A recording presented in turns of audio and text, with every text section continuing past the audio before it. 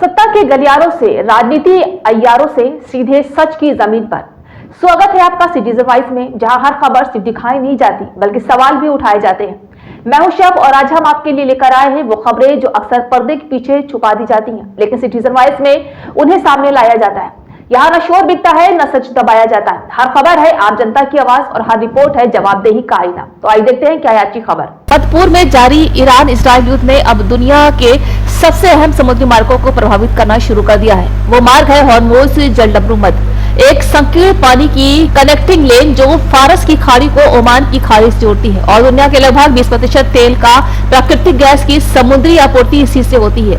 अगर ये मार्ग बाधित या बंद हो जाता है तो इसका असर न केवल खाड़ी देशों पर बल्कि पूरे वैश्विक ऊर्जा बाजार पर गहरा पड़ेगा। हाल ही में ईरान ने चेतावनी दी है कि जो भी जहाज बिना अनुमति हॉर्मुज़ स्ट्रेट से गुजरने की कोशिश करेगा उसे निशाना बनाया जाएगा, जिससे अंतर्राष्ट्रीय तेल टैंकर और मालवाहक जहाज इस मार्ग से गुजरने के लिए कतराने लगे हैं। वहीं बड़े समुद्री बीमा कंपनियों ने युद्ध जोखिम को बंद किया है और कई शिपिंग कंपनियों ने इस रूट पर जहाज भेजना रोक दिया है।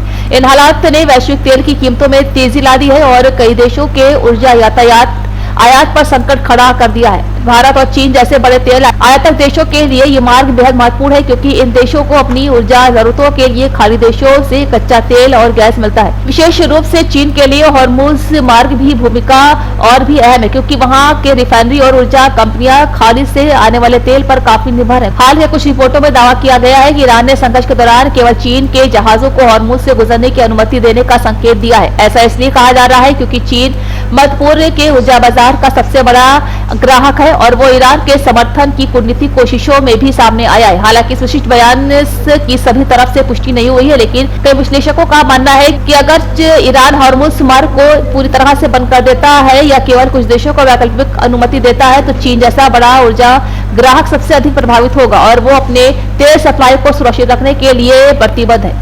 वही चीन के लिए सचमुच महत्वपूर्ण है, क्योंकि पिछले साल चीन को खाड़ी से आने वाले तेल के विशाल हिस्से का हिस्सा माना जाता है और अगर ये मार्ग बाधित होता है तो चीन को काफी महंगा तेल खरीदना पड़ सकता है और इसकी अर्थव्यवस्था पर भी असर पड़ सकता है। वही भारत भी इस स्थिति से निपटने के लिए जुटा हुआ है और कई रणनीतिक विकल्पों पर विचार कर रहा है।